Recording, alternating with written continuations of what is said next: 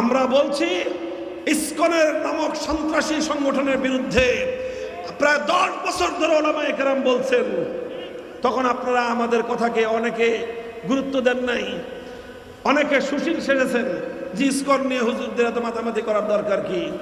আমরা যখন বলেছিলাম আমাদের সেই কথা যদি কর্ণপাত করতেন, আজ বাংলাদেশের চট্টগ্রামের আদালত প্রাঙ্গণ সরকারি একজন প্রসিকিউটর, একজন সহকারী প্রসিকিউটর, একজন প্রসিকিউশনের কর্মকর্তা, এদেশের একজন তরুণ সম্ভাবনাময় আইনজীবীকে নির্মমভাবে হত্যাকাণ্ডের শিকার হতে হতো না।